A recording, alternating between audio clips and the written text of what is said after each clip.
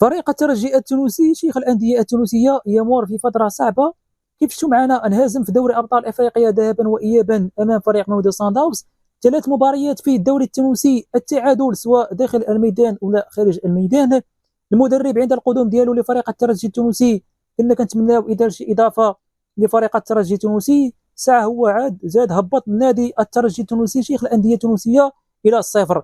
لذلك فعلى الإدارة الترجي التحرك قليلا، تفعل الاعتبار هذا المدرب، لان صراحه المدرب ما كيستحقش فريق الترجي التونسي من الاخر الاصدقاء. على اي عنده مباراه النادي الصفاقسي غادي تكون قويه صعبه على الملعب الاولمبي الحمدي العقربي باراديس. ربما الجمهور غادي يكون قليل لان الجمهور حاليا كاعي على فريق الترجي التونسي.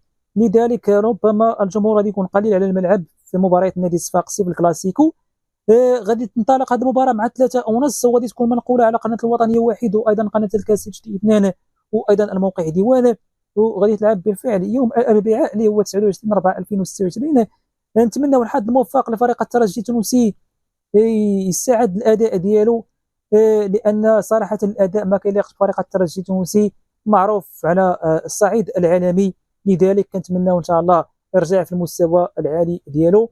وايضا نتمناو الاداره تحرك تبدل المدرب، لان المدرب صراحه كيبان لك من الديبار واش غادي يدير شي مستوى جيد في المباريات ديالو ولا لا. فمن الديبار بان لك المدرب فاشل في صراحه. على اي الاداره غادي تبدل المدرب ان شاء الله في هذا الموسم. هذا المدرب ربما غادي يبقى حتى اخر الموسم وغادي يمشي بحالته. تحياتي لكم، نلقاكم ان شاء الله في فيديو جديد. السلام عليكم.